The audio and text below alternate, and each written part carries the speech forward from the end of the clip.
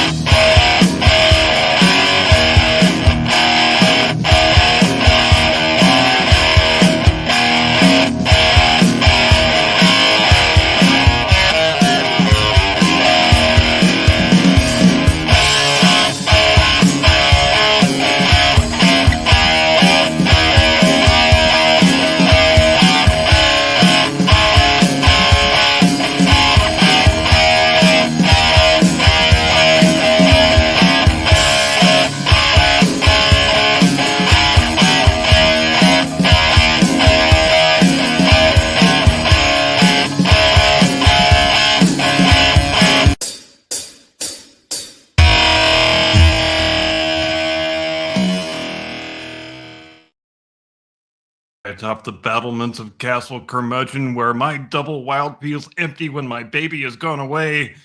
Good evening, Mr. and Mrs. America, and all ships at sea. Welcome to the Blast Radius. So good to have you with us tonight. And you know what I always say about our audience, Jim Eagle? It is as good looking as it is intellectually enlightened. And it's not just me saying that. Many experts have said that. Many eminent scientists, the people whose job it is to know about such things. You're probably wondering right now what sort of field guide I have brought you tonight. And I am glad you asked, because tonight we are field guiding a bit of American social history that hardly ever gets talked about, except when people make jokes about it, because that is the peculiar cultural station that the trailer park occupies in our national cultural consciousness and lexicon. It is, to put it plainly, the only type of poverty-based humor that has no stigma attached to it. You can make trailer park jokes in just about any venue, in just about any type of company, without anybody alleging a hate crime. In fact, people who live in trailer parks are oftentimes just as prone to tell trailer park jokes and to laugh at trailer park jokes. You might even be watching us right now from a trailer park, and if you are, I have no doubt it's the most upscale, most well-manicured trailer park anywhere on God's green earth. But I got to thinking about this particular slice of history because it's actually got a lot of twists and turns for a tale that's only barely 100 years long. And the idea of a domicile with wheels attached has gone from an opulent status symbol only able to be afforded by the super rich to something a bit more common and a bit more sketchy, and then back to a patriotic wartime necessity, and then back to something a lot more sketchy and a lot more stigmatized and a lot more widely and freely mocked. But as the nation's largest sector of non-subsidized lower-income housing, should anybody be laughing at all? Well, of course they should. Let's not be silly. There will be plenty of low-hanging fruit trailer park jokes to be had here, because what do we look like? A bunch of barbarians? No, we do not. But there will also be, because this is what we do around here, a fully formed historical perspective, artisanally brewed just for the benefit of your cerebellum. So without any further preambular prattling, Here, ladies and gentlemen, we present for your kind edification in the enduring interest of the public mental hygiene, Curmudgeon's Field Guide to Trailer Parks. Prologue, the joke that 20 million people live inside.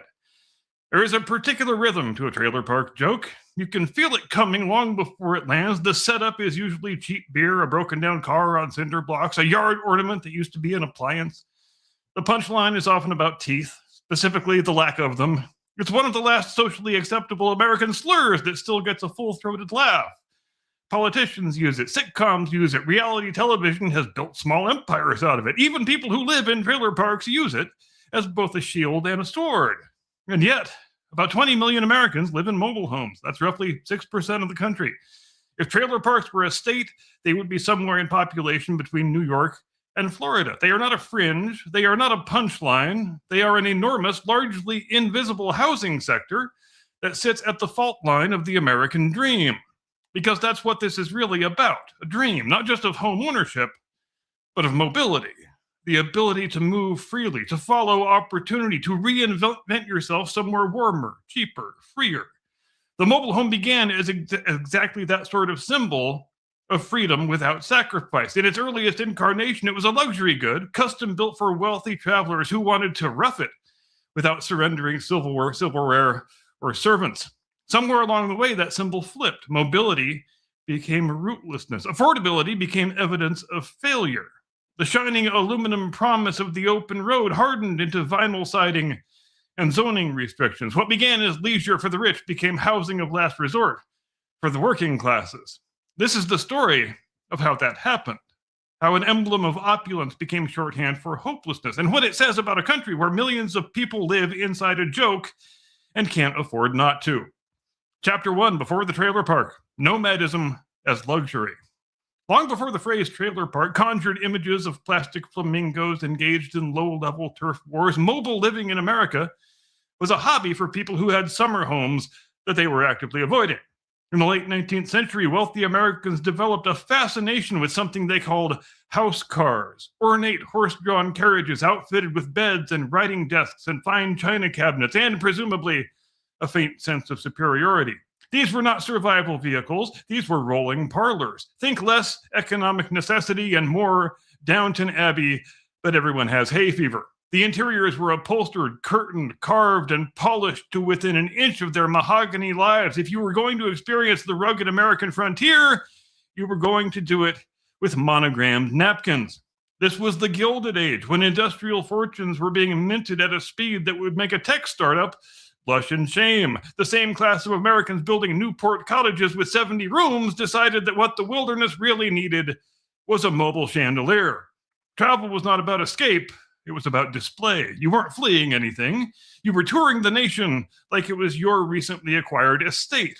By the early 1900s, the automobile arrived, and with it, the first motorized campers. Wealthy hobbyists commissioned custom trailers to be pulled behind early touring cars. Magazines breathlessly documented these contraptions, celebrating their ingenuity and their refinement. Mobility was aspirational. To be on the road meant you had the leisure time to do that. And that's the crucial thing. Early mobile living was voluntary. It was seasonable. It was fashionable. If you lived in a mobile home in 1905, it was because you were adventurous in the way that only rich people can afford to be. The irony is almost too neat. The housing form that would later signal economic precarity began as a luxury accessory, essentially a yacht for landlocked aristocrats. The American trailer was born not in desperation, but in decadence. Chapter 2, Tin Can Tourists and the Democratization of the Road. If Chapter 1 was Succession but with horses, Chapter 2 is where Henry Ford shows up and ruins exclusivity for everyone.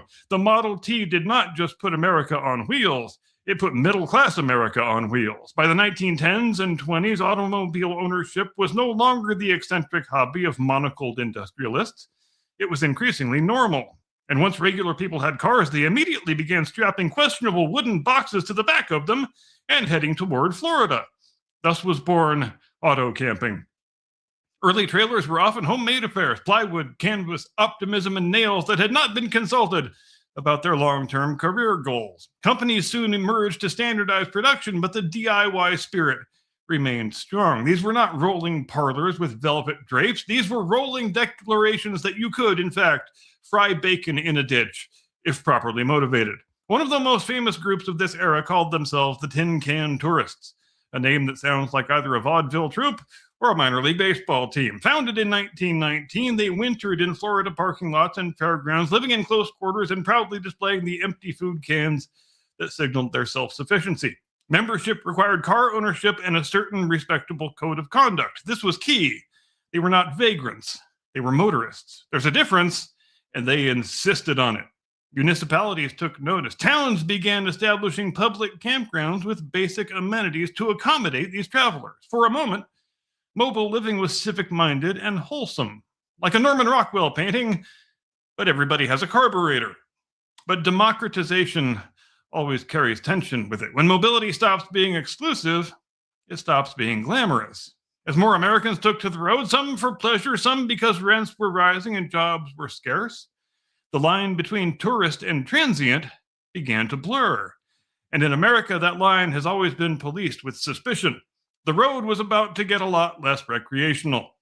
Chapter 3, the Depression and the Birth of the Trailerite.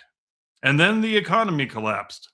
It is one thing to strap a kitchenette to your Buick because you crave citrus in January. It is another thing entirely to do it because the bank has your house and the factory has your job.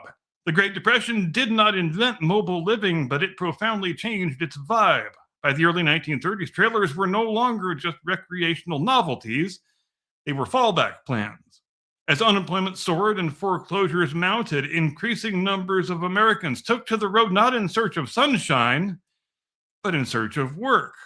To California, to Michigan, anywhere with the rumor of a paycheck. The trailer became a kind of rolling lifeboat in a sea of economic wreckage. Manufacturers noticed.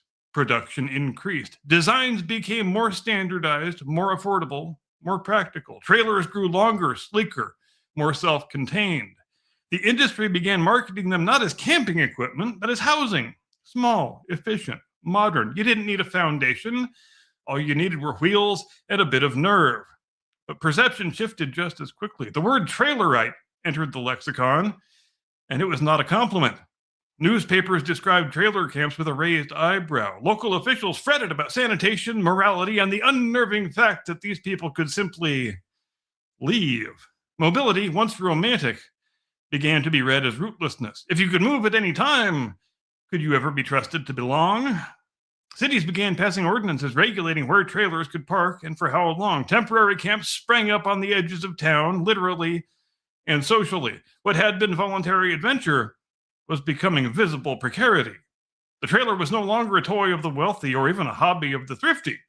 It was shelter in an era when shelter was slipping out of reach. And when mobility becomes a survival strategy instead of a pastime, the public mood hardens. The road, once a symbol of cheerful freedom, was starting to look more and more like a last resort. And the federal government was about to discover just how many Americans were living at its margins and on wheels. Chapter 4, War on Wheels.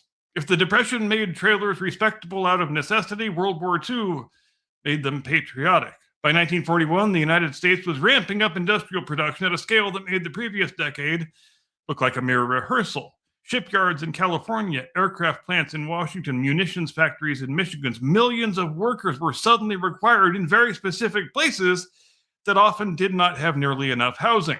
You could either build homes fast or you could build bombers fast, and America correctly chose bombers. Enter our friend the humble trailer. The federal government, never previously in the business of endorsing aluminum sardine cans as civic infrastructure, began deploying mobile homes as emergency worker housing. Thousands of trailers were shipped to defense hubs and arranged into neat rows near factories. These weren't whimsical tourist camps anymore. They were war effort villages. If you squinted, they looked almost suburban, just a bit shinier and with more rivets. Now, for many working families, this was their first experience living in a trailer, and it came wrapped in moral clarity. You weren't drifting. You were building liberty ships. You weren't rootless. You were rotational labor. The stigma softened when mobility aligned with national purpose. Manufacturers expanded rapidly. Designs improved. Plumbing, insulation, built-in appliances. Trailers became more livable, more domestic, and crucially, they became more normalized. Photographs from this era show tidy interiors, women at compact stoves, children doing homework at fold down tables. It was small, yes, but so was a lot of wartime America. Ration books have a way of equalizing square footage, but here is the quiet twist. Temporary housing has a habit of lingering. After the war, many of these units didn't disappear. Workers didn't magically teleport back to affordable neighborhoods that didn't exist. Emergency had passed, but the housing shortage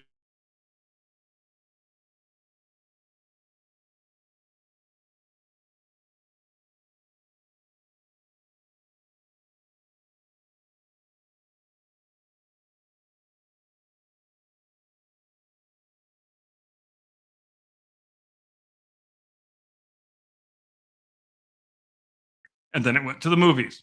Factories that had been cranking out bombers pivoted to cranking out consumer goods. Suburbs bloomed like aggressively beige mushrooms. The GI Bill helped millions of Americans buy homes with yards, driveways, and the sacred promise of a grill assembled incorrectly on the first try. Meanwhile, one of the most popular motion pictures of 1953 was called The Long, Long Trailer, in which Lucille Ball and Desi Arnaz spend an entire feature film trying to tow a 32-foot New Moon trailer over a mountain behind a yellow convertible. It was a 100-minute metaphor for the American marriage. Expensive, difficult to steer, and prone to rolling off a cliff if you didn't have enough torque. But more importantly, it sold the dream. The trailers of the new post-war America were no longer merely wartime sardine cans. They were a Technicolor palace for the Eisenhower era. This was the birth of the 10-wide. In 1954, a man named Elmer Fry, who presumably looked at an 8-foot-wide trailer and felt claustrophobic in a way that only a Midwesterner can, decided he was going to build a 10-foot-wide model. This was a revolutionary act of architectural rebellion. At 10 feet wide, you could actually fit a sofa and a TV in the same room without having to park the ottoman in the bathtub. There was just one tiny, hilarious catch. A 10-wide was legally too big to tow with a family car. You needed a professional hauler and a permit. This is the great mobile paradox. The moment the mobile home became truly livable was the exact moment that it stopped being mobile.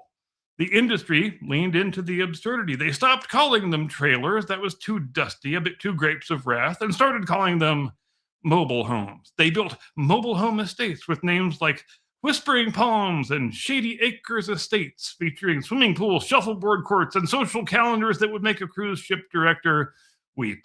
And parenthetically, that's another feature of American post-war residential marketing practices. We developed the peculiar habit of using the word estates with as much absurdist irony as possible. If you saw an advertisement for a place with estates in the name, you could be assured of two things. One, there are no estates there, and two, it's probably not the kind of place where you want to go after dark.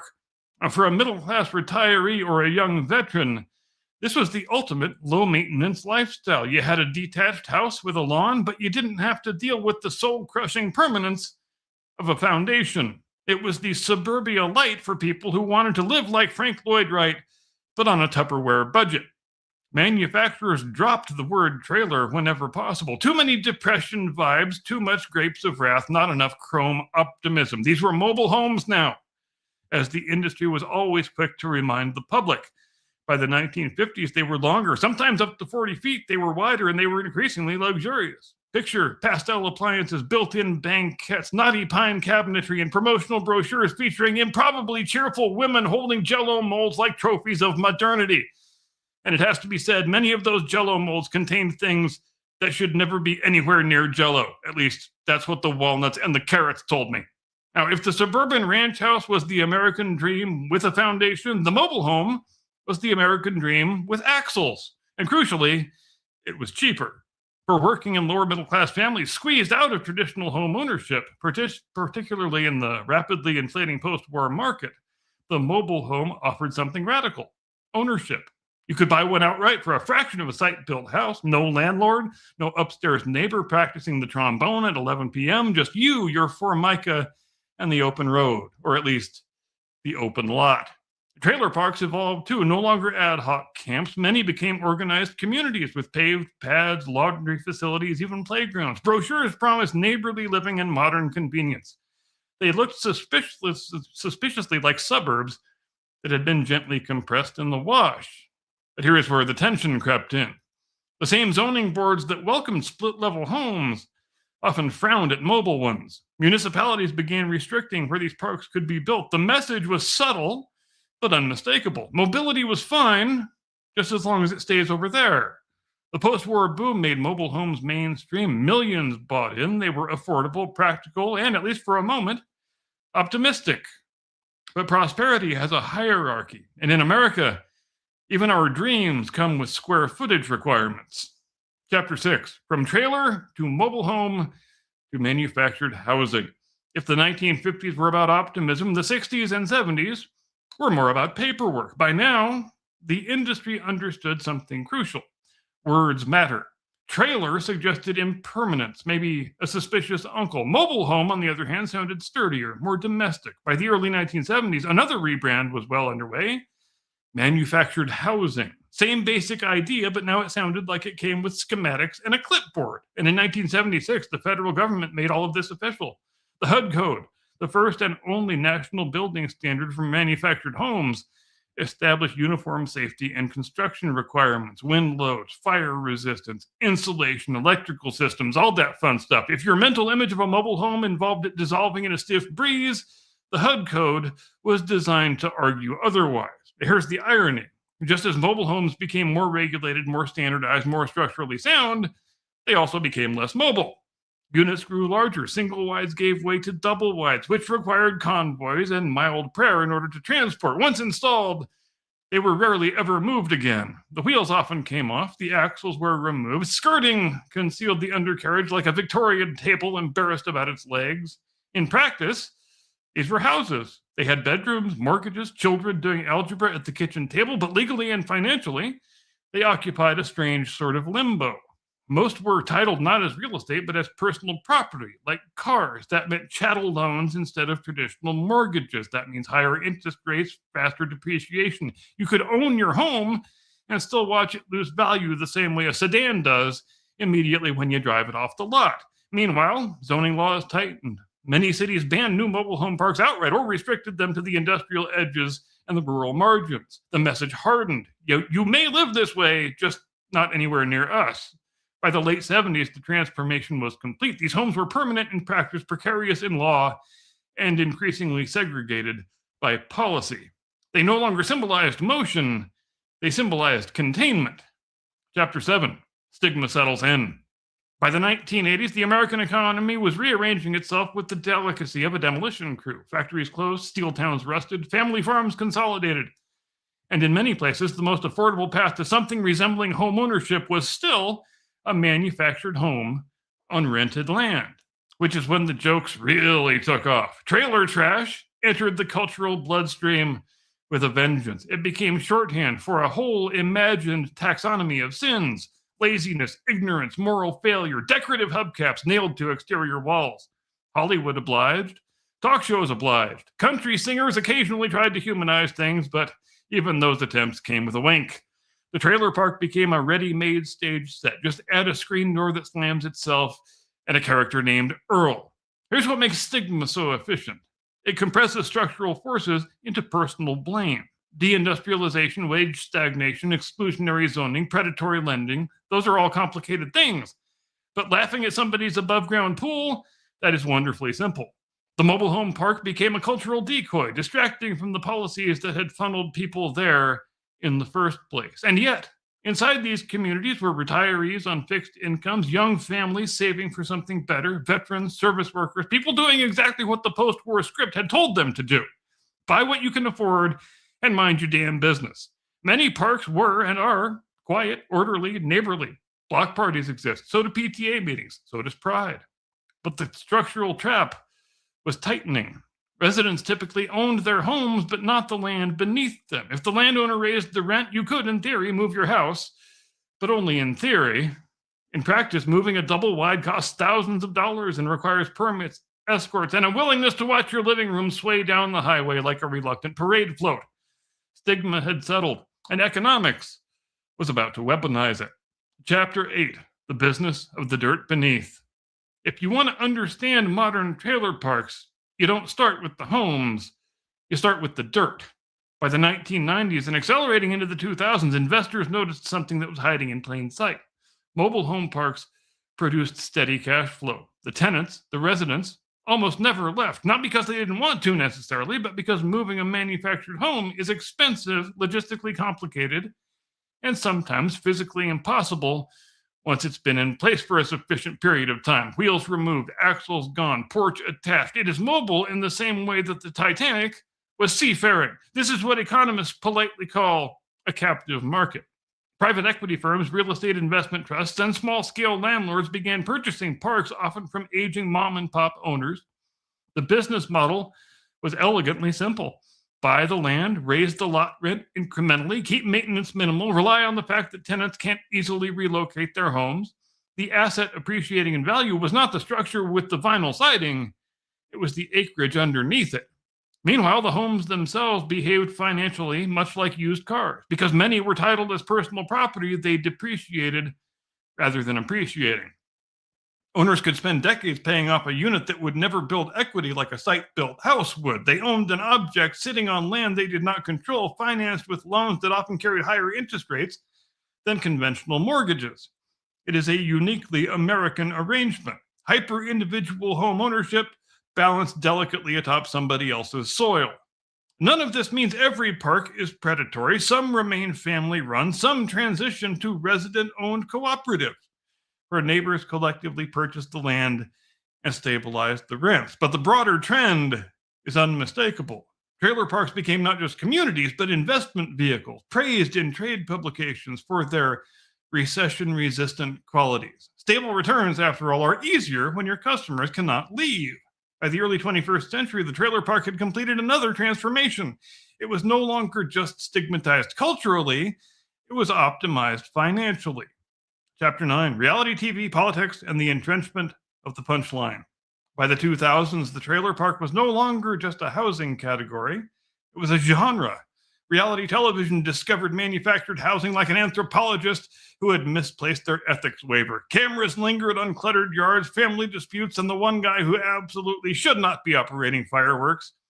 Editing did the rest. The trailer park became a visual shorthand. If you needed to signal chaos, you panned across aluminum siding and a satellite dish pointed at the heavens like it was begging for better programming. The joke calcified. Politicians joined in, sometimes subtly, sometimes not. Trailer park became rhetorical code for the forgotten, the uneducated, the aggrieved. It was deployed both as insult and as campaign strategy. Entire voting blocks were described as though they lived exclusively in single wides with skirting held together by hope and zip ties. And here is the strange part. The stigma became participatory. Residents made the jokes too. Self-deprecation, after all, can be armor. If you call yourself trailer trash first, you control the timing. Humor becomes a preemptive strike, but internalized stigma is still stigma. When your home is a punchline, it does something subtle to your sense of belonging. All the while, the underlying math remained unchanged. Manufactured housing was and is one of the largest sources of unsubsidized affordable housing in the United States. Not public housing, not Section 8, just regular people making payments on something they technically own, parked on land that they technically do not. The disconnect widened, culturally mocked, economically essential. By the 2010s, America was deep into a housing affordability crisis. Rents climbed, starter homes evaporated, and the very thing long dismissed as a symbol of failure was quietly becoming one of the last entry points into ownership. The punchline was starting to look a lot less funny. Chapter 10, The Affordable Housing Crisis and the Reluctant Reconsideration. In the 2010s and 20s, housing costs did something impressive. They achieved escape velocity. Home prices soared and rents followed. Zoning laws calcified into museum pieces dedicated to single-family nostalgia. Entire metropolitan areas developed allergic reactions to the phrase multi-unit. And amid this slow-burning emergency, manufactured housing sat off to the side like the kid in class who already knew the answer but stopped raising his hand in 1987. Because here's the inconvenient truth. Modern manufactured homes are safe, energy efficient, and dramatically cheaper per square foot than site-built homes are. They are constructed indoors, protected from weather delays, built to a federal code. You can order one with granite countertops if you're feeling ironic. Urban planners and housing advocates began to reconsider what had long been dismissed. Some cities experimented with allowing manufactured homes on individual lots. A few states preempted local zoning barriers. The YIMBY movement, yes, in my backyard, found itself in the unusual position of defending a housing type previously treated like a zoning contagion. Meanwhile, resident-owned communities gained traction. Nonprofits helped homeowners band together to buy the land beneath them, converting parks into cooperatives. When residents control the dirt, the rents stabilize. The captive market becomes, at least partially, emancipated, but challenges persist. Many parks sit in flood-prone or heat-exposed areas because that is where the land they were built on was cheapest. Financing remains rather inequitable, and stigma, once baked into a culture, does not evaporate just because the spreadsheets make sense. We are left in a peculiar moment. Manufactured housing is simultaneously an object of ridicule and a potential solution. It is both a relic of mid-century optimism and a frontline defense against 21st century unaffordability, which brings us back to mobility. Who has it, who doesn't, and what it costs to stay put. Epilogue. Mobility stalled. At the beginning of the story, mobility was a luxury. Wealthy Americans rolled into the countryside in upholstered carriages to prove they could leave whenever they pleased. Movement signaled freedom, choice, excess. Today, for millions of Americans living in mobile home parks, mobility exists mostly in theory. The wheels are gone. The axles were removed years ago. The house can move, theoretically, but it probably won't. The job might not. The rent definitely will. And still, about 20 million people live there. Retirees, nurses' aides, mechanics, preschool teachers, veterans, kids who will grow up to make the same jokes about trailer parks that everybody else does, because that is the air that we breathe. It is one of the last housing forums in America where you can plausibly own something without already having owned something. What changed wasn't the structure, it was the story. The mobile home began as conspicuous leisure, became practical shelter, evolved into affordable aspiration, and then, through zoning, financing, media, and markets, calcified into caricature. An emblem of freedom turned into a symbol of failure, not because the walls shrank, but because the ladder did. If there is an absurdity here, it is this. We mock one of the only scalable sources of affordable housing that we have. We sneer at the very mechanism that has allowed millions to avoid eviction, overcrowding, or homelessness. We have turned necessity into a narrative. The trailer park is not a joke, it is a barometer. It measures wage stagnation, land policy, credit systems, and our collective discomfort with visible poverty. Mobility once meant you could leave. For many Americans now, and I just lost my prompter, and I'd have no idea what the rest of the monologue says. So thanks for listening to the monologue. Here's Mr. Sasquatch. That was absolutely brilliant, dude. I wasn't ready. Tactical nuke incoming!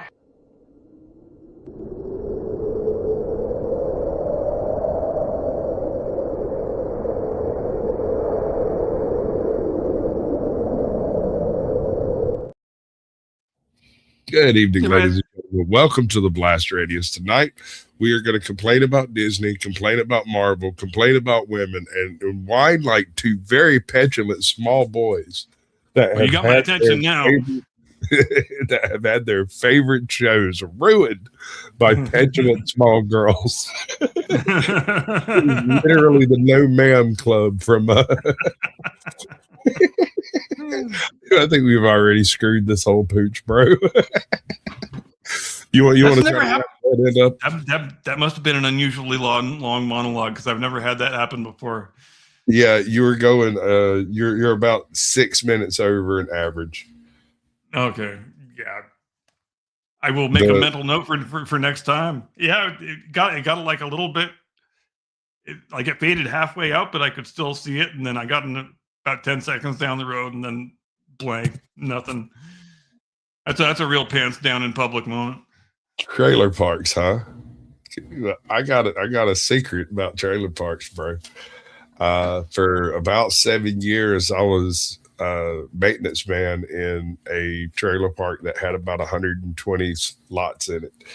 And so there's a certain type of person that lives in a trailer park, my friend. Blind, cripple, or crazy, they're all a little off. Yeah, it's true. But at the same time, there are some places that qualify as trailer parks that are the most pristine places you ever saw. It all kind of depends on who lives there. I mean, the ones that are old folks only, I think, tend to be a little more upscale than the all ages ones. But and I happen to live in a part of the country where I think our percentage of population that lives in trailer parks is larger in general than the national mean, let's say. So, I mean, who the hell doesn't know someone who lives in a trailer park? I'm not sure about that parks. I didn't grow up in a trailer park. I was adopted by a trailer park. And with no small amount of irony, was it also the trailer park that I ended up being a maintenance man in for like 7 years. And so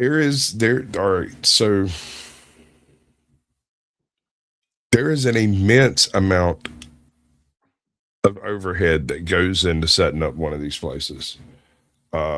Because of the nature of them, typically the land you get isn't flat, isn't really arranged in a way that makes trailers make sense. And yet these people will bring in freaking bulldozers and make it make sense.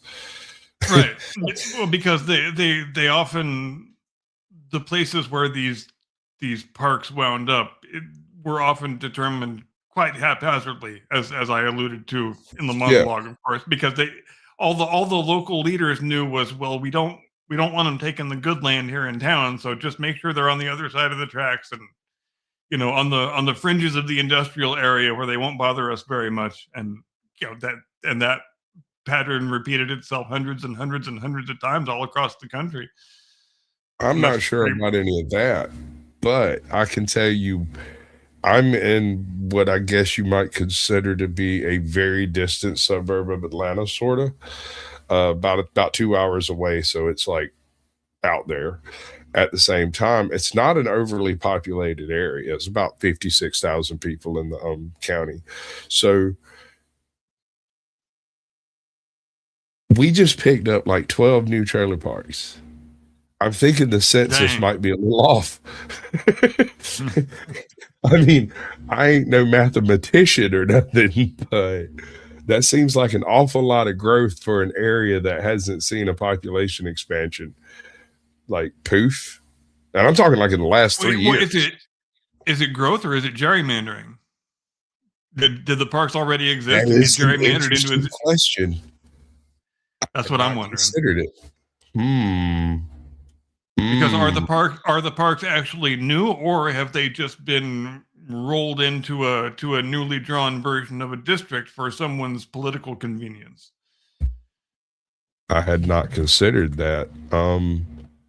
They're recent though. These were not previous dwellings, and now there might be 36 in each one of these parks. And they're here's the thing that kind of, I don't know, it makes my brain pan itch. I've worked in several trailer parks and I've never seen uniform trailers in any of them, right? Somebody spent a whole bunch of cheddar to make 300 identical trailers and put them all on these different spots. And I've been a little bit curious about it, you know. The first time I ever remember seeing large numbers of them that were identical was after Katrina, as I recall. Yeah, well, this isn't like that. These are the 55 to 60 foot single wides with the peak shingles, relatively nice trailers. As far as, I mean, like I said, I've worked in several trailer parks. I've Yeah. seen some fucking trash, and these are not that for visually looking at them. Now, I haven't been inside and like poked at it with my fingers and stuff, but that's not a good Yeah, sign but when you have you a I thousand mean, identical you can parts. tell though when you're on a street that where the people tend to take pride in the homes they own, irrespective of whether they're actually connected to the dirt underneath them. And like I say, there's trailer parks aren't just one thing. There's actually a very extremely wide trailer park spectrum, all the way from the lowest dregs of society. I won't say to the highest echelons of society, but there certainly are some really nice, what you would call fancy places that still technically are trailer parks, because some people just prefer living that way for whatever reasons they have that are exclusively their own. And, why begrudge them that? I certainly don't. But We have a place up so here that's going to remain nameless, right? It is a lake, a relatively ritzy section of the county. It happens to fall in between two county zones so that a certain part of this lake permits trailers. And so it's kind of interesting that you're riding along and there's a $2 million house, a $3 million house, a $2 million house, and then a trailer. And another one, and another one, and another one right back there. And there's like 4 down over there, and there's 10 over here, and there's 7 right there, and then $1 million house and a $2 million house. And there's been a lot of zoning changes like that recently since the start of this decade in a wide variety of states too, where they're saying, you can build a not necessarily permanent single family structure on a parcel of land that is already occupied by one single family structure. And the efficacy of those things is always just down to how well they are administered by the local housing authority or whoever it is that's administrating them. Scotty Waddles, you are the man. Yeah, he's an absolute unit. Thank you very much indeed for the super chat. Here's my special song and dance just for you. Woo, woo, woo. Oh, Trump dance. This one's for you, buddy. Nice. Trump dance. Proud of you. I can't remember how to take that down. There it is. All right. Okay, so. Oh, wow. I have a little bit of a video I'd like to show you because I just think it's the most Florida thing I've ever heard. And since we're talking about trailer parks, I figured it'd fit right in. Right? So check this out. Super chats are flying hot and heavy. Oh, wow. You're going to have to do more dancing. I know, seriously. Good thing the Trump dance is easy. Right? It saves us a lot of trouble. Yeah. Give me the money. Give me the money. Okay?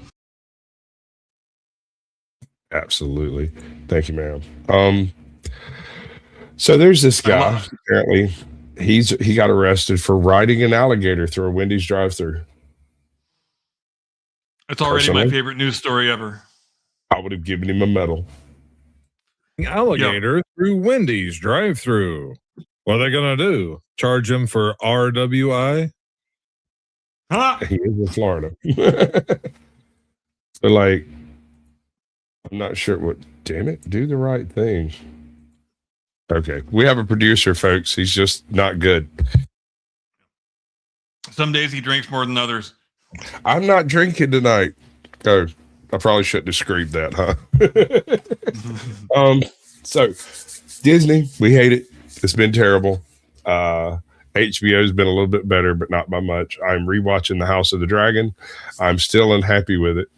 And I've even gone inside my head, done some psychic surgery to myself to try to justify some of the things that I've seen there. Right. Yeah. And then they do the opposite thing. Did you watch House of the Dragon?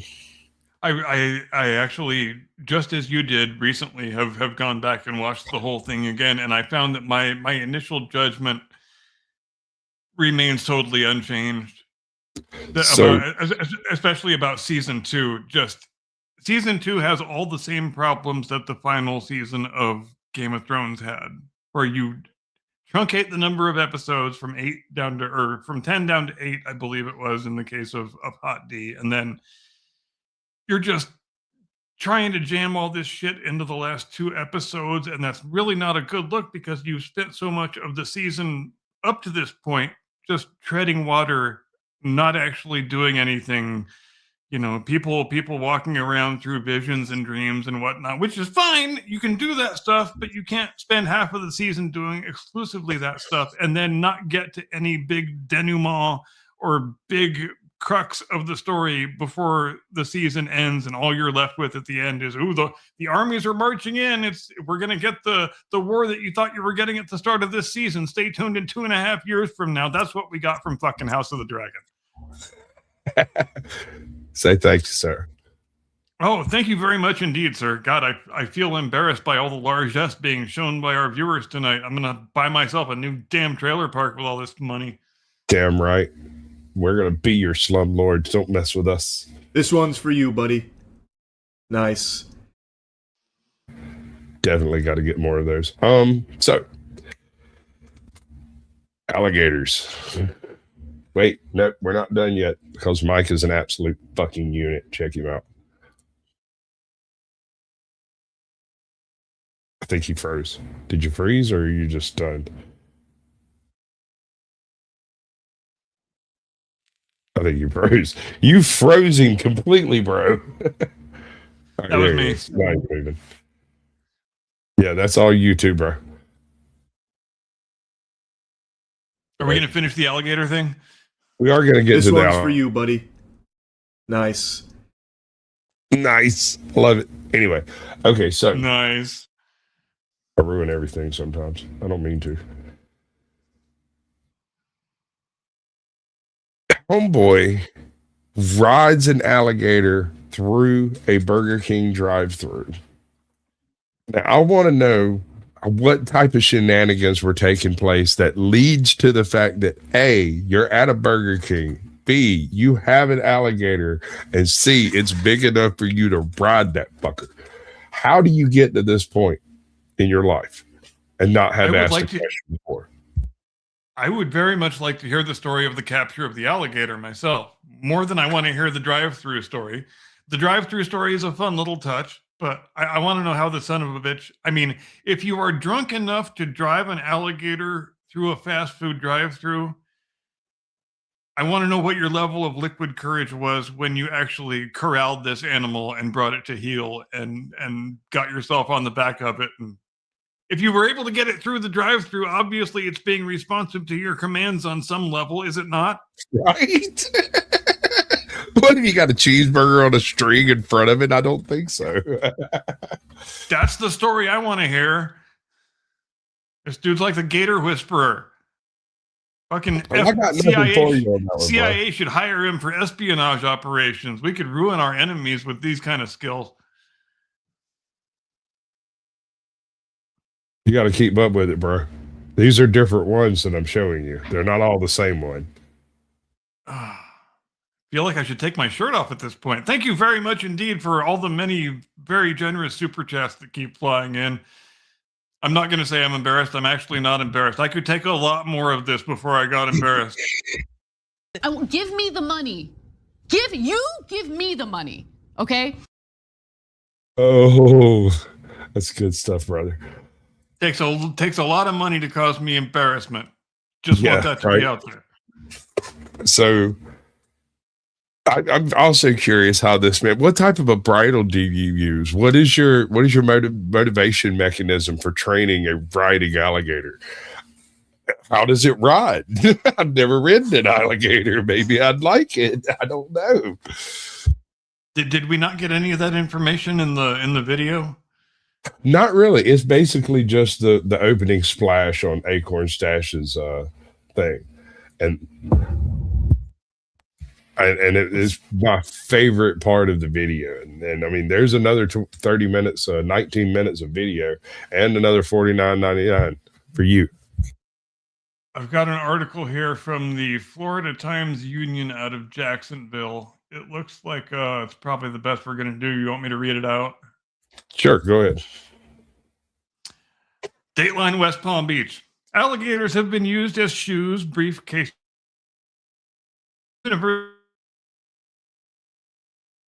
mascots, as lunch, and now authorities say Joshua James, age 24, was arrested Monday and charged with assault with a deadly weapon without intent to kill after Florida Fish and Wildlife Conservation officials said he threw a 3.5-foot alligator through a Palm Beach County Wendy's drive-through window in October. He is also charged with illegally possessing an alligator, Who knew that was a crime? And petty theft. Jail records show he was released on $6,000 bail on Tuesday. He was ordered to have no contact with animals. Insert rim shot here. Wildlife officer Nicholas Guerin said in his report that James drove his pickup truck to the window at about 1:20 a.m. October 11th. After an employee handed James his drink, he threw the alligator through the window and drove off. No one was hurt. Guerin captured the alligator and released it into the wild. Guerin said James was tracked down through video surveillance and a purchase at a neighboring convenience store. Guerin wrote that James admitted throwing the alligator in a December interview. He said James told him he had found the alligator on the side of the road and put it into his truck. James's mother, Linda James, told WPTV that her son's actions were, quote, a stupid prank. He does stuff like this because he thinks it's funny, she said. She said he meant no harm and had no problem turning himself in. No one answered the door at homes listed to the James family. Phones listed to the family were disconnected. James P. Ross, a retired scientist at the University of Florida's Department of Wildlife Ecology and Conservation, said a 3.5-foot alligator would likely weigh about 20 to 30 pounds, and its hard body could deliver quite a jolt if it struck someone. He said the gator's bite would be comparable to a dog's and would be unlikely to cause serious injury or snap off a finger, although it could tear tendons. Perhaps the biggest concern would be infection if the bite went untreated, he said. And here endeth the article. He threw it into the window. Yeah, that's this is something that happened like this past week or the week before. This is a guy riding a freaking alligator. It's Florida. I have no doubt it occurred. You know, people get hurt by falling lizards there. Man eats gator stories we got to keep track of. Jesus Christ. Dude, I've eaten gator. It's not a bad feed. I mean, it kind of chews like chicken, but lays on your stomach like pork. Yeah, I think the internet about this too, because there's a story here from 2016, and here's a story from last May. Let's sort these by date and see what happens there.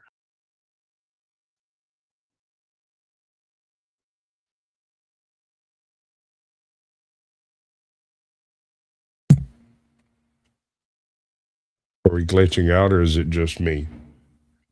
That was probably me again, if I had to guess.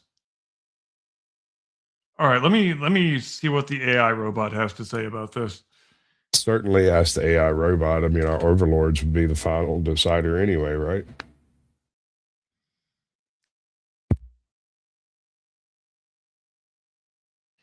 It says, is a viral meme and satirical story about a man throwing an alligator through the window. And this was a story that took place in October of 2015, over a decade ago. He was arrested in fact. So apparently somebody just picked up this very old story and tried to dress it up as a news story with a couple of new invented details. That's my guess. It's possible. Because I like Gemini would tell me if a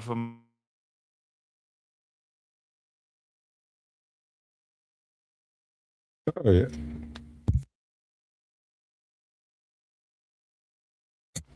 Oh yeah, dude's froze up.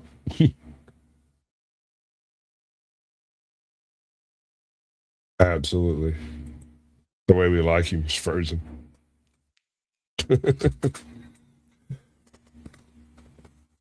All right, so tell me, in your opinion, who is the most entitled live action Disney princess?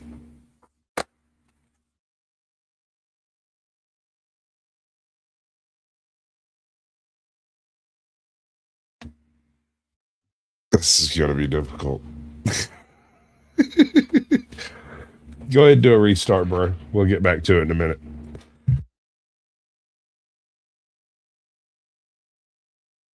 So the general premise of the show today was to do a breakdown of live action Disney protagonists, I suppose, not necessarily princesses, but that's yes, almost. I believe the set of criteria that I laid down was most insufferable live action of the present decade, which includes obviously mainline Disney plus Disney Marvel plus Disney Star Wars. And I only made one exception when I compiled my list because I figured Rey Skywalker has to be in this thing. She hasn't technically appeared in any Star Wars property since 2019, so I made a little tiny exception for her and her non-existent ass and her I'll stop talking about Daisy Ridley's body. Right. Let's just don't. It's not even really there. It really Okay, is not so- there. I'm going to stand on most insufferable protagonist, which you can argue with me about it being the protagonist in this case because Chick Loki. All right, so I made the argument of Princess Leia specifically from I think and we can play a little bit fast and loose with the protagonist thing because I've got that are. Come on, StreamYard. Yeah, StreamYard's giving you fits, bro. It is. But as I told you backstage before the show, if this is something the audience wants to participate in, I have 12 candidates and I have assigned them seeds if we want to do bracket March Madness style, but I will just read out the names on my list. My 2 number 1 seeds, obviously they have to be seeds because they are the legends of the art form. Captain Marvel, Skywalker. My number 2 seeds are Mulan and Snow White. I watched both of those movies in the last 24 hours. They both came very, very strong, especially Mulan. She girl bossed more than I expected her to girl boss. She put in a very, very impressive performance. My number 3 seeds are Ahsoka Tano and Reva, the angry black lady from the Obi-Wan Kenobi show. My number 4 seeds, Yelena Belova from Black Widow and T'Challa's skinny little sister, Black Panther chick. My number 5 seeds are Usha from The Acolyte. I figure we can combine them into one. No reason to make 2 contestants out of them since they're the same freaking character anyway. My other number 5 seed is the Black Little Mermaid. And my 2 number 6 seeds are Cruella DeVille from the Cruella movie and Wendy Darling from, I believe it's called Peter Pan and Wendy from 2023, if I'm not mistaken. And I also proposed that we should rank these candidates across the following 4 metrics. Number 1, knows how to do everything, the Mary Sue factor, knows absolutely everything that the plot requires of her to be able to know how to do. And as we know, that's one of the tropes that features most prominently in these. Number 2, don't need no man for nothing. Pretty self-explanatory, because none of these girl bosses need no man for nothing.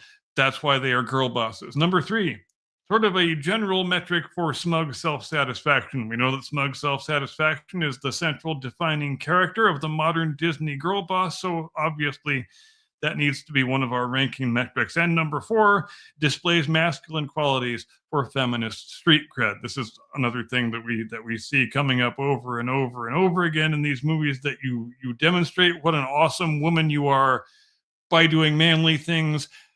How does that then become feminist? I can't say. I'm not educated enough for that. But there is all of my methodology for you right there.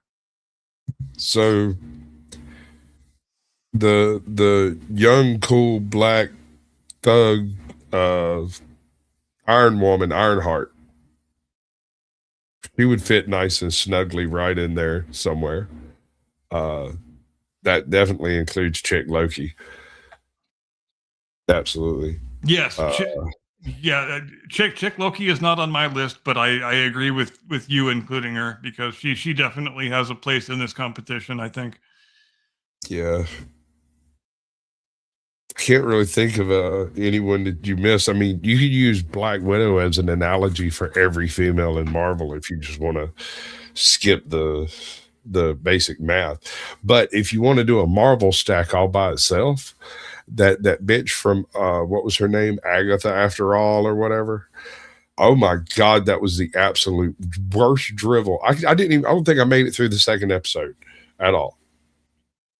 I don't even remember the name of the movie exactly. I think it was Agatha After All or something like that. Oh, Agatha All Along, yeah.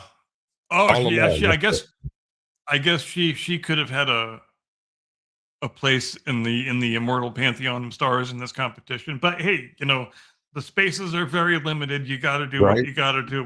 We don't have room necessarily for every deserving candidate, and some people are just going to have to take the embarrassment and get over it. But Agatha definitely could have been there. Scarlet Witch definitely could have been in there. I mean, she might be on your list. She's not on my list. She didn't make the cut. I thought she had just a few too many traditionalist qualities to be the girl boss. You're not wrong. She is a superhero trad wife when it boils down to it. It's domesticity and children and All she wants to do is make a chicken pot pie for her little crotch goblins. If y'all would just leave her alone and let her do that, you wouldn't have all these existential problems. I know, seriously. How difficult is this to figure out? Just let her have her little delusion, for Christ's sake. Okay, so I think it's going to take at least 30 minutes. So everybody take that home with you.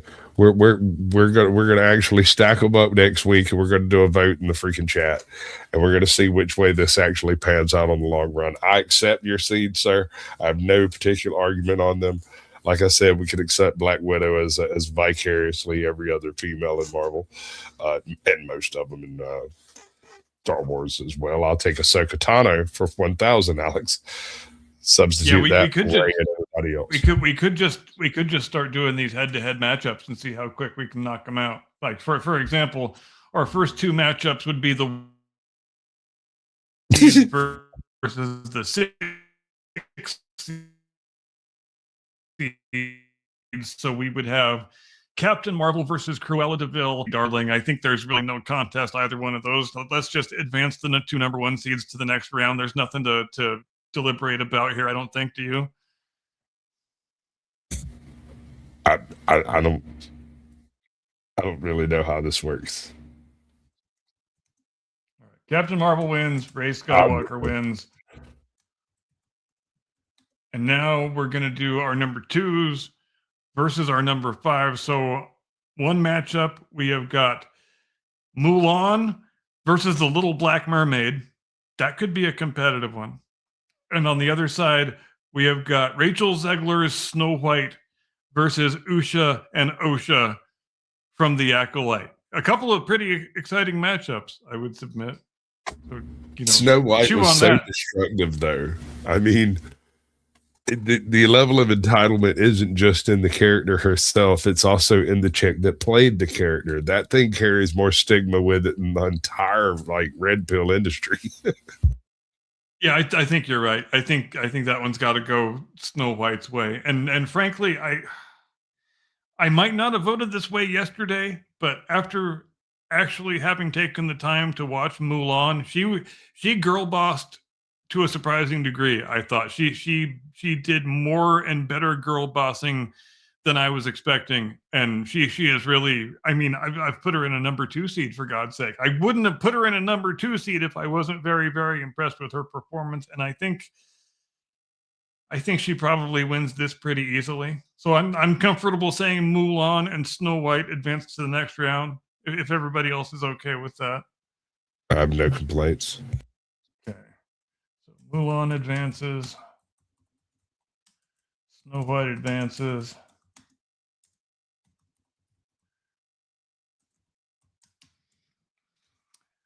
That leaves us with only 2 more first round matchups. So we're going to have 4s versus 5s. So, wait, did I screw this all up? I might have screwed this all up already. Darn That's it. what we do here. We drink and we screw things all up. I shouldn't have had. So that was 4s. So we had 1s and 6s. Then we had 2s and 5s. Now we need 3s and 4s. So Ahsoka Tano versus Yelena Belova, and Chick Black Panther versus Reva from Obi-Wan Kenobi. That last one could be highly competitive, but Ooh, that's hard. A chick Black I Panther know. had vibranium though. Like she had super tech and just wasn't using it for nobody. I think it's I got to do be love. chick Black Oh Panther. man, I do love me some Reva, but you might be right. I think. I mean, I think. this woman I could think- literally change the course of human history, but chooses not to, so she can make better sneakers. All right, yeah, you've talked me into it. We're going to advance T'Challa's scrawny little sister. I've heard enough. So Somebody really should look up that woman's name. Black Panther advances. So we've got 1, 2, 3, 4, 5. We need one more, and so we've got 4s and 5s. So the other one was, what about Yelena versus Ahsoka? I'm going to say Ahsoka. So Ahsoka stood on the outside of a starship and batted ship weapons away with a lightsaber. That is the most entitled shit I've ever seen, and made me stop watching that show the second it happened. I didn't say a fucking word. I just stood up and left with my cheese sandwich. And this is a tough one because I don't think we've ever seen either of these characters smile. So I'm not sure which way. I guess it needs to come down to the secondary rating metrics. I mean, Okay. they both don't need no man for nothing. No, wait, maybe that is our dividing line, because Ahsoka Tano did require training from Anakin Skywalker. So. True. And Yelena had all of her training from the chicks at the, what's it called, the Red Room, the Black Widow place. Yeah, So but they ain't got no think- man there for nothing anyway. Yep, I think Yelena has to go through. I think she wins. Yes. All right, that completes the first. That completes the first round. Let me get the next bracket together real fast here. We also still have to hate on Snow White because both of us watched that trash. It better be useful, or I'm going to be very put out. Almost $500 million was spent making that movie. They couldn't even come up with a good song, much less 2 or 3 good. You couldn't even come up with 2 or 3 good songs for the songs in that movie are like the absolute worst case scenario of Chat GPT. Write me like some stupid bullshit. It's like the kind of songs that you write for the World Cup or some stupid sports tournament like that. You know, just so embarrassingly cringeworthy that you know it's something that you just have to tolerate and get through because it's only happening for this one special event. That's the music in the Snow White movie left that kind of an imprint on me, and it's not a good imprint. And don't even get me started on the freaking dwarves. I have no idea what they were trying to achieve and how many iterations did those dwarves go through. It was going to be real people first, and then it's going to be cartoons, and then it's going to be like some halfway gray area between live action and CGI abominations.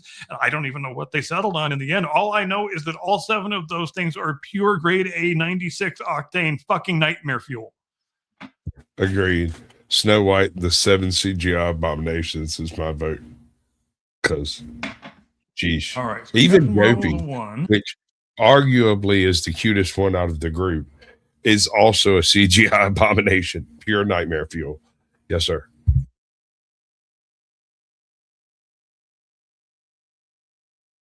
Welcome in Awakened Reflection. Black Panther is a 4, and Yelena also a 4. So our next set of contests is going.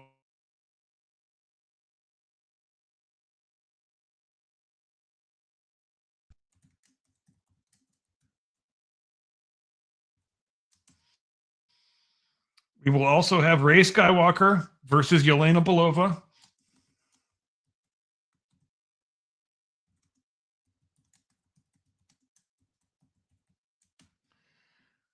And who else will we have? We're going to have 1, 2, 3, 4, 5, 6. We're going to have and Mulan versus Snow White. Ooh, that's a hard one. Yep.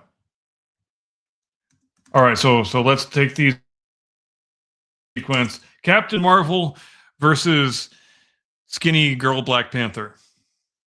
How do we feel about that one? Every day of the week. Captain Yeah, I Marvel. think you're right. I think she's going All to be day tough long. to beat. Well, yeah, I mean, she has godlike power and girl boss syndrome. It's true. All right, Rey Skywalker versus Yelena. It's got to be Rey. Doesn't it have to be Rey? Yeah, that's got to be Rey. I mean, at least Yelena, at least she did a lot of training. Like she spent most of her life becoming a super soldier. So, right, Rey picked up a lightsaber and said, "I can do this." All right, now we're down to Mulan versus Snow White. We're talking the Renee Ziegler Snow White specifically. Indeed. I don't know. Oh, man, that's a tough. Oh wow, that is hard. And I've watched them both, and I think I'm leaning toward Mulan. Yeah, I was just Because thinking there was, that. you know, just because there was not any hint of any romantic anything in that entire movie with that character, and how these idiots didn't figure out that she was a chick, that's a whole separate subject that we don't need to get into. But in Snow White, there was, instead of falling in love with a prince, she kind of flirts with a thief, which I guess that's our new and better and more enlightened world now. But I'm willing to give that to Mulan. I think Mulan carries the day. Okay. I'm gonna second that, but I can explain why. It comes down to the fact that she is such a man that no one figures out she's a woman. Even though looking at her, she makes the most beautiful man you've ever seen. Right? And yet she is so much more manly than all the men that are manning around that it's like Clark Kent with his fucking glasses. You just can't see her as a woman because she's so overwhelmingly competent. Whereas all Snow White really has is the power of fucking friendship. Yes, and my if you had told me before I watched this picture that she actually solves the whole problem of the movie by just telling these guys that they should remember how to be nice again, and that's the battle's over. Bye, go home, everyone. Everybody remembered how to be nice, so we're all good here. Dude, I haven't watched Mulan yet. $500 goddamn billion. You couldn't buy a script. You couldn't buy a couple of decent songs. You couldn't buy decent CGI. You couldn't buy a non-insufferable lead actress. So, which begs the question, what then does $500 million buy exactly? I don't know the answer.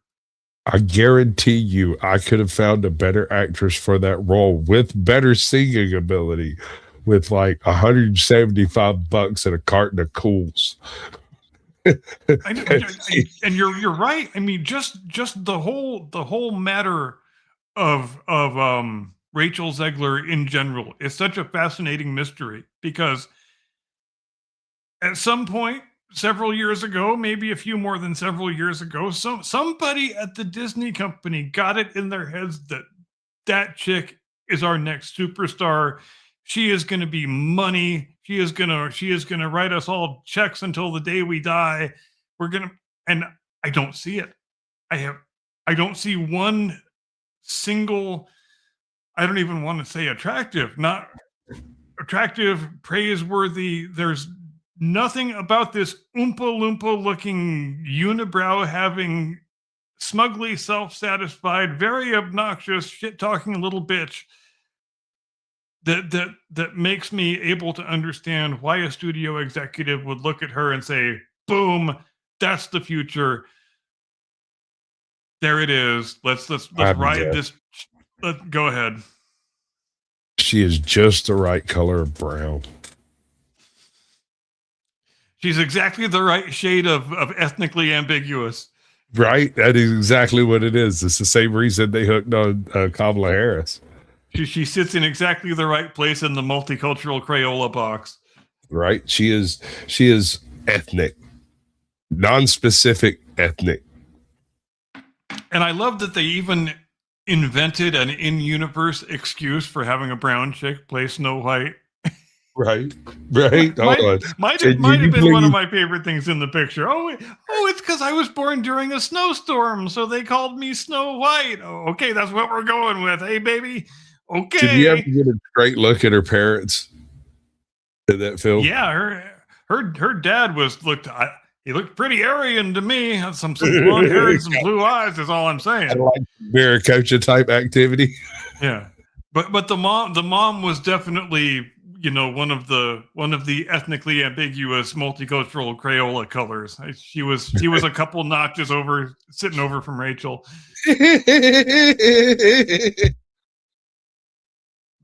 Might have been one of them white Hispanics we was talking about.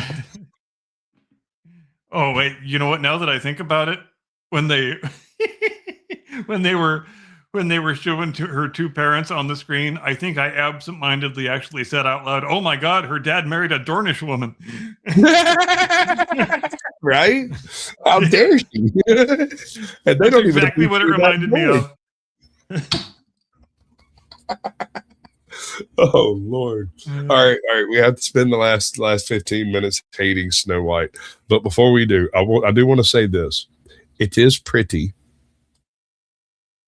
Everything except the dwarves is pretty. Yeah, I mean, you can tell they spent a shitload of money. And I mean, like you say, there are things about the picture that look good.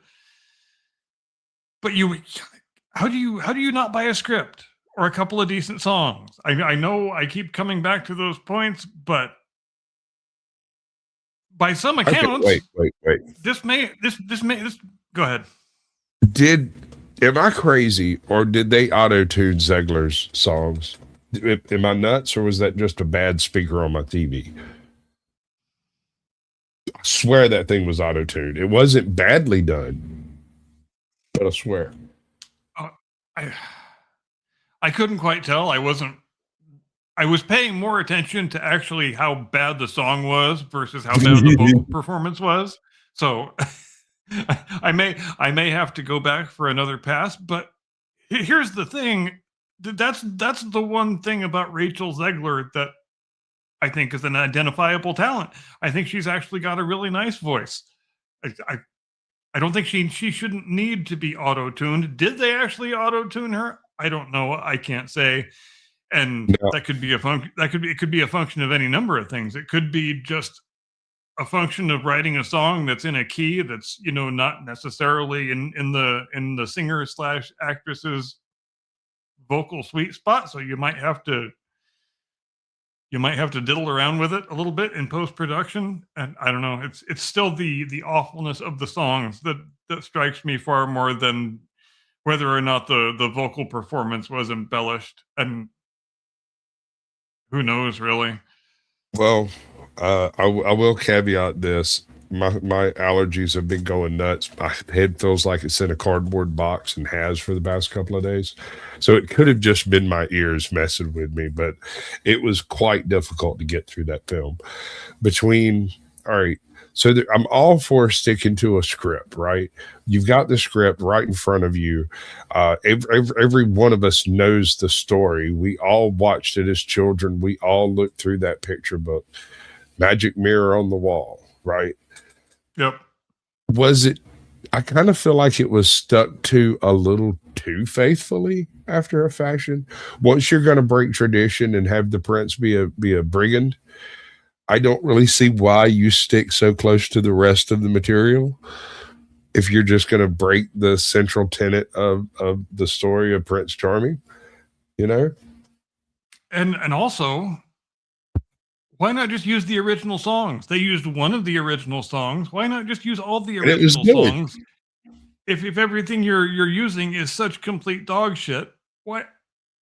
Who is it going to hurt if you just recycle the old songs that everybody already loves? Couldn't that only improve the movie's word of mouth if you used the original, much beloved music?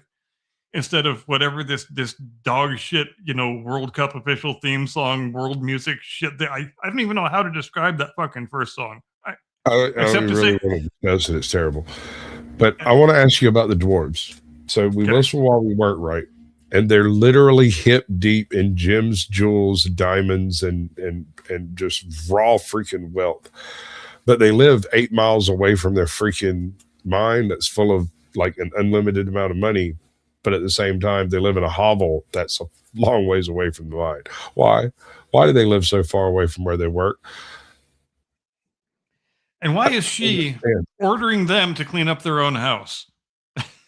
Well, I mean, they messed it up. It's their house, though. So And boy, isn't that a departure from the original narrative? In the original narrative, it's, well, we're willing to let you stay here and have room and board if you keep the place clean for us, which, seems like a perfectly reasonable arrangement to me. Maybe people might get mad about it today, but, for the vast majority of human history, it wouldn't have been seen as anything objectionable. But here we have Rachel saying, not only am I going to live here and I'm fully in charge, only my opinion counts, and I don't like the mess that you guys have left around here, so clean this fucking place up. What is this, a goddamn pigsty? What are we doing here, guys? What are the dwarves getting out of this deal is the question I'm driving at. right. Okay. So I can see the benefit of keeping the princess around. I might have done it a couple of times myself, but there is a huge cost that is incumbent on the simp that keeps the princess around. I don't know how else to put it. Yeah, you're not let me put it wrong. this way. One day, regardless of whether it's her daddy, her brother, her cousin, or the freaking guards from the castle just over the hill, somebody's going to come by here with an axe or a baseball bat, and they're going to take their little princess home. That's how that works. And she lays across all three of their beds, doesn't even wake up when they get home. Well, that chick sure has a sense of entitlement on her, man. Well, You got to give her that. it goes further, man. They come in, clomp around downstairs for long enough as it takes for them to take off literally all of their clothes, except their small clothes, and go upstairs, go through the door, and creep up around her, only to realize, oh no, we don't know what's in the bed, and lock Dopey in to deal with it. The And she's still out who like a can't light tell him. because she slammed like a handful of Xanax, apparently. Yeah, right. And he can't. He's the only one in the group that doesn't talk, and so he can't tell them what's going on. That is a bit of comedic genius. Dopey being the one forced to do it. Yeah. But why do we have Dopey looking so much more like his cartoon counterpart than any of the other dwarves look like their previous cartoon counterparts? Are they trying to keep everybody happy here? Or do they not know which way they want to go, so they're trying to go every way simultaneously? Is that it? Because I don't have any idea what they were trying to achieve with the dwarves. I still don't, even after having watched the entire movie. Think about the dwarven reshoots, man. Originally, it was supposedly 7 diverse, ethnically diverse, and questionable sexuality individuals of empowerment, right? Diverse, open-minded, empowered forest creatures. As I understand it, and I don't know if this is true, but this was what was purveyed unto me. Apparently, whenever they were discussing who would play the live action dwarves, they actually sent out something of like an early casting call for dwarves. And one of the people that got one of these casting calls, of course, was Peter Dinklage. Peter Dinklage. And he fruited up about it. Like, how dare you send an invitation to dwarves to play dwarves, right? I'm a little person, not a dwarf. And I'm like, okay, but it's still an acting opportunity. And do you realize how big this fucking movie would go if you decided to play Grumpy? Like, that would be fucking the bomb, bro. And not to mention, who the hell appointed you the supreme gatekeeper of dwarf acting opportunities, dude?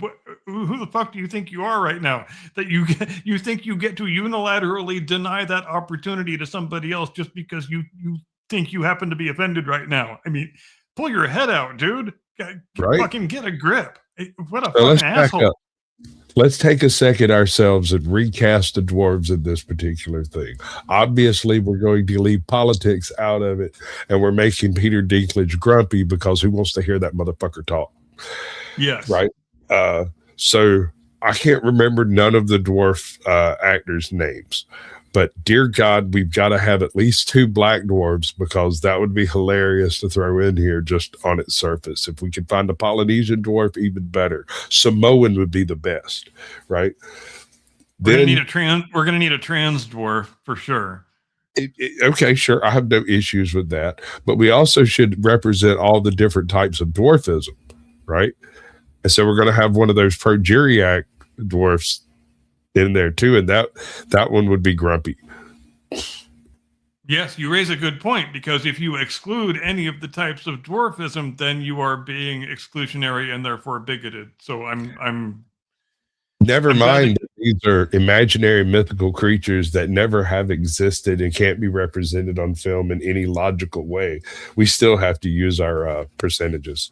It makes just as much sense as pretending that a medieval European kingdom would be 50% black.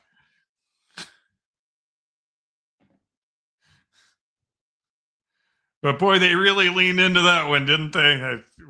I'm unaware of any feudalist black kingdoms. I mean, who is that for? Why do they do that? I just don't understand. Who's it for? How is that making the world a better place? I'm sorry. Yeah, we didn't have diverse communities in Germany in the 16th century. I know you like to imagine that we did, but we really, really didn't. Most of the people in Germany in the Middle Ages were actually German, and they mostly looked pretty much a lot alike to each other. We're not allowed to say that anymore. There were a few Prussians, a handful of Huns, a couple of folks from Switzerland, maybe one Frenchman or 2 cooking bread. That's pretty much it. Most of those were white, not even Bavarians, some Hanoverians. You know, you have maybe a lot of Russian or 2, maybe. Yeah, and then you arrive at some little village in the foothills of the Alps, and all of a sudden, 2/3 of the people are black-skinned Africans. Hold on, bro. This actually has some basis. You have to remember, the queen that's currently ruling is an evil witch. She's like one cat short of a cat lady. So maybe she went and recruited a bunch of immigrants and brought them here and make them be diverse. And the absolute worst thing this movie does is it tries to make the user accept the central narrative conceit that Rachel Zegler is better looking than Gal Gadot. Oh my God, right? Who wrote that script? Actually, no, I'm going to forgive it. Let me tell you why. The writer had no idea Gal Gadot would fucking agree to that role.